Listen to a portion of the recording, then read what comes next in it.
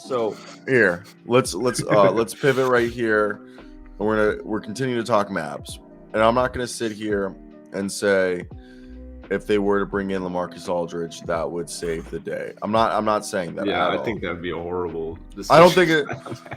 I mean, it depends on what they expect from LaMarcus Aldridge at this point in his career. They don't need scoring though. I know. Does I he think need rebounding? LaMarcus Aldridge would be like the perfect Christian Wood backup.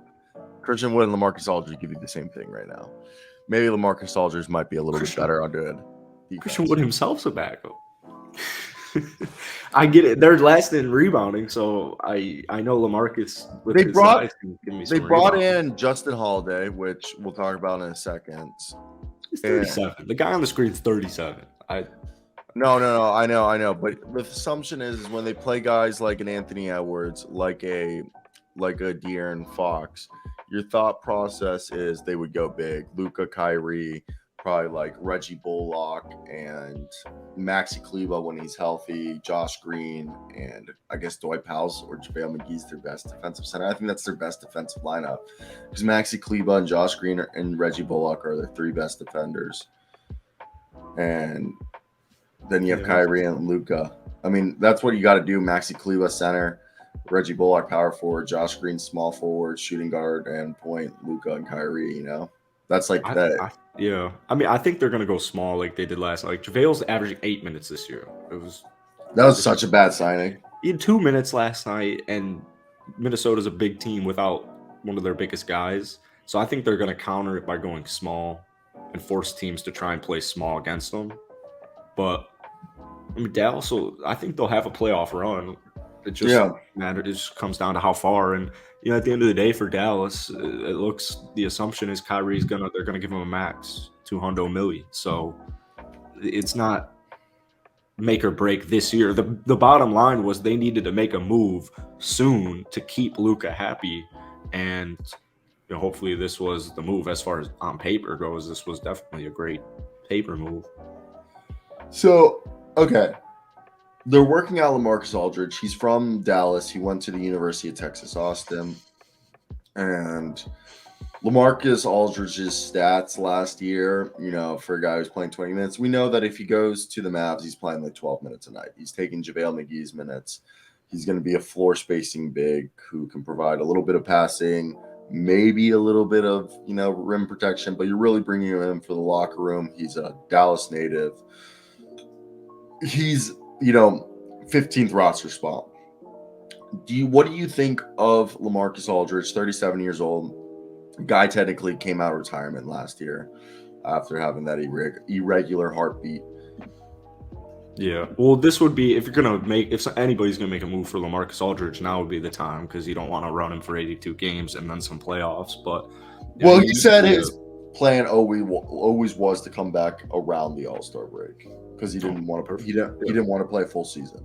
It's kind of just like Boogie almost as far as big men go, and he used to be a great defender in his prime, and he can still hold it down. He can still score. He can still rebound. I don't think Father Time's like right at his door, but as far as it being like a playoff altering move for Dallas, I don't think it is. This was probably something they'll address in the offseason.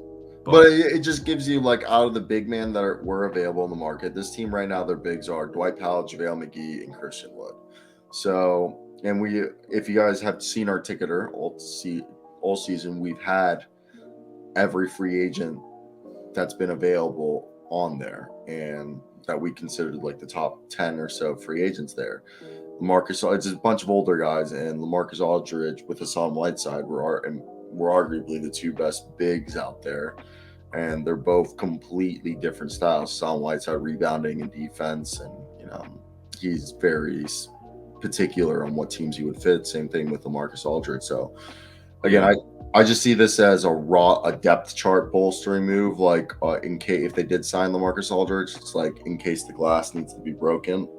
Yeah, I think it's interesting you bring up Hassan because I've heard that get sprinkled around out there before the LaMarcus Aldridge news, and it feels like an eternity ago that Hassan Whiteside was on the Utah Jazz.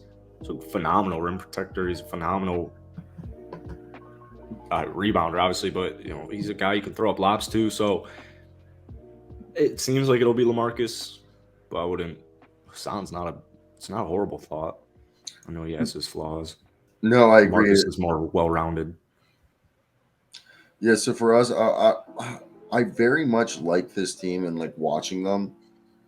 And like here, so we thought the Mavs were originally signed Terrence Ross. That's what was being marketed.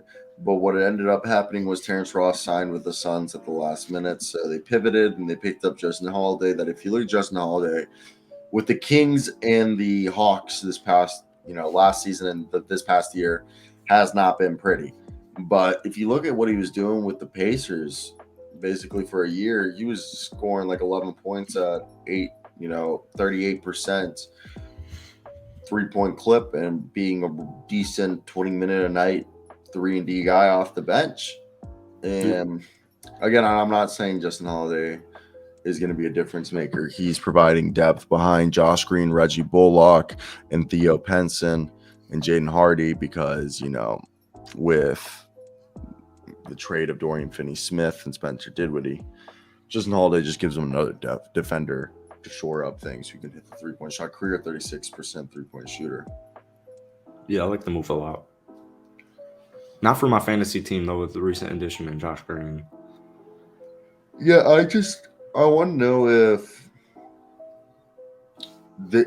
none of these moves are needle movers, though, right? No, that's what Kyrie would serve as.